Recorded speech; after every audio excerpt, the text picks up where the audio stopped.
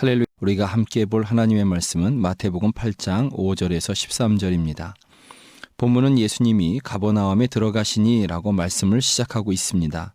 그러나 실제로 예수님이 다른 지역에 계시다가 가버나움으로 들어가신 것을 말하는 것은 아닙니다. 마태복음 4장을 보면 예수님께서 가버나움에서 사셨다고 말씀하고 있습니다. 그리고 이곳에서 예수님은 복음사역, 곧 공생애를 시작하셨다고 성경은 기록하고 있습니다. 이곳에서 예수님은 팔복을 비롯한 산상수훈을 가르치셨고 또 이곳에서 예수님은 한 나병 환자를 고치셨습니다. 예수님은 예루살렘이나 로마 또는 다른 유명한 지역에서 이름나고 힘있는 사람들과 하나님의 일을 시작하신 것이 아니라 버려진 지역, 외면받는 사람들에게 복음을 전하시며 그들과 함께 하셨고 그들을 고치셨습니다. 우리는 이런 예수님을 통해서 하나님의 나라는 세상과 다르다는 것을 알 수 있습니다. 세상에서 성공하려면 지역이나 출신을 무시하지 못합니다. 또 그런 유력한 사람들과 함께 하려고 해야 합니다. 그러나 하나님의 나라는 성공한 사람들 속에 있는 것이 아닙니다. 또 하나님의 나라는 성공한 사람들이 가는 곳이 아니라 누구든지 예수님을 믿는 사람들이 가는 곳임을 알아야 합니다. 그리고 예수님이 머무르는 바로 그 자리에 하나님의 나라가 임한다는 사실입니다. 그러니 하나님의 나라를 누리고 싶다면 예수님을 믿어야 합니다. 예수님의 임재를 구하여야 하는 것입니다. 나의 삶의 처소에 지금 이곳에 주의 임재를 구하여야 하는 것입니다. 예수님을 믿으면서도 하나님의 나라를 누리지 못하고 있다면 주의 임재와 멀어진 나의 삶의 문제일 것입니다. 곧 주님이 함께 하시지 않아도 주님을 전혀 찾지 않아도 여전히 일주일이 걱정 없이 살아갈 수 있었던 그러한 삶의 자세, 삶의 태도가 문제일 것입니다. 그리고 예수님께서 가버나움에서 복음 사역을 시작하셨다는 것을 통해서 우리는 두 번째로 알 수 있는 것이 복음은 열방을 향한다는 사실입니다. 가버나움은 예수님 시대에 이방으로 가는 교통의 장소였습니다. 그리고 이스라엘에서 이방인이 가장 다양하게 많이 모여 사는 곳이기도 하였습니다. 예수님은 이런 곳에서 복음 사역을 시작하셨습니다. 본문에서 가버나움의 한 백부장이 예수님을 찾아옵니다. 그가 예수님을 찾아온 이유는 하인이 아프기 때문이었습니다. 단순하게 생각해도 또 여러 가지를 복잡하게 고려해 보아도 이방인 백부장, 이름도 전해지지 않는 그는 분명히 선한 사람이 분명합니다. 착한 사람입니다. 하인 때문에 예수님을 찾아왔기 때문에 우리는 그렇게 생각할 수 있습니다. 주인과 하인은 그 사회적 지위가 너무도 다릅니다. 그럼에도 불구하고 하인이 병들었을 때 이방인으로서 유대인인 예수님을 찾아옵니다. 예수님을 이방인 백부장의 입장에서 보면 예수님 자신도 식민지 사람일 뿐인 것입니다. 지배계급과 피지배계급의 격차는 어쩔 수 없는 벽이 있습니다. 그럼에도 불구하고 사회적 지위가 더 낮은 그런 하인이 병들었다는 이유로 식민지 사람인 예수님을 찾아서 이방인 백부장이 나아온 것입니다. 그런 것을 보니 그는 사랑이 많은 사람이고 선한 사람이며 착한 사람이 분명합니다. 그러나 이방인 백부장이 이것으로 그가 착하다는 이유로 또 사랑이 많다는 것으로 구원을 얻는 것은 아닙니다. 이것으로 의롭다 하심을 얻는 것은 아니다 하는 것입니다. 예수님이 그를 보신 것은 다른 것이었습니다. 예수님이 그를 보신 것은 그의 선함을 보신 것이 아니라 다른 것을 보았다고 성경은 이야기하고 있습니다. 예수님이 그의 무엇을 보았느냐?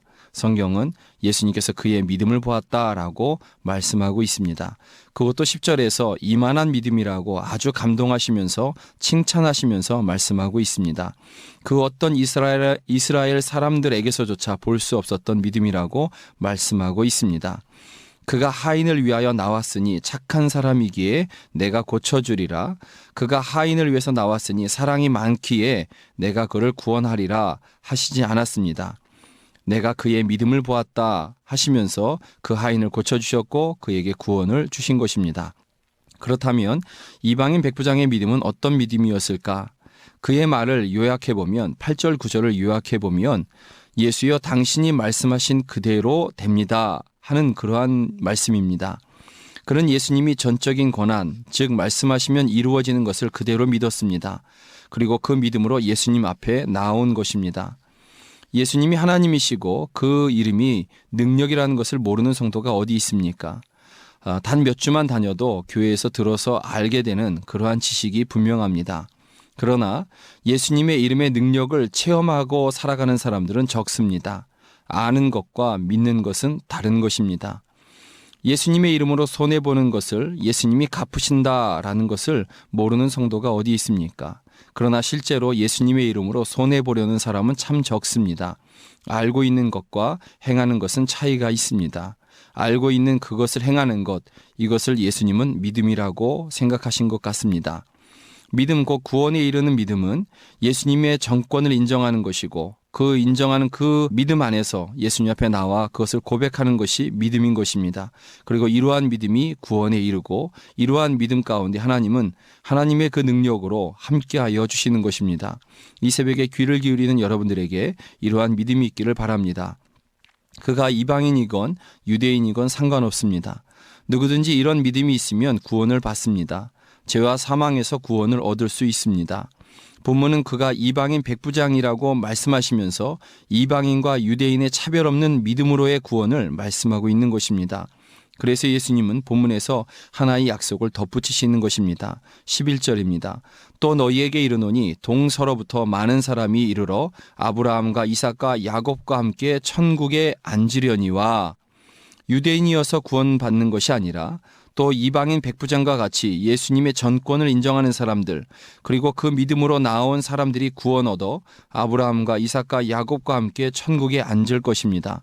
혈통이나 태생, 업적이 아니라 오직 주를 향한 믿음만이 구원을 얻는 것입니다. 그리고 그 믿음 안에서 병이 나으며 원수가 물러가며 생명을 건지며 능력을 행하기도 하는 것입니다. 이 믿음이 여러분에게 있습니까? 천국에 갈 만한 믿음, 예수님의 전권을 인정하는 믿음, 예수님을 감동케 하는 믿음이 여러분에게 있습니까? 이러한 믿음을 달라고 하나님 앞에 기도하여야 할 것입니다. 하나님이 들으시고 하나님이 감동하시는 그 믿음을 여러분 가운데 주실 줄로 믿습니다.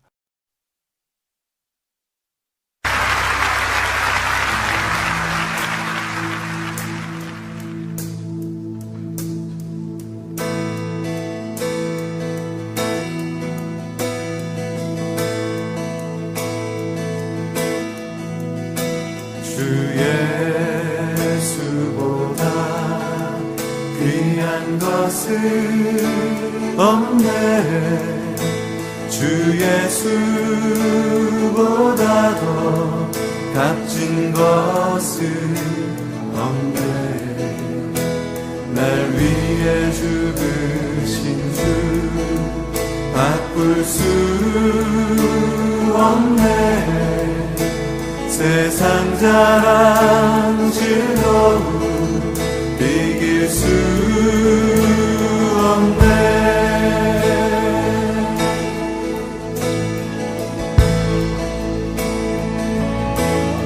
주 예수보다 귀한 것은 없네. 주 예수보다 더 값진 것은 없네. 날 위해 죽으신 주 바꿀 수 없네. 세상 자랑 즐거움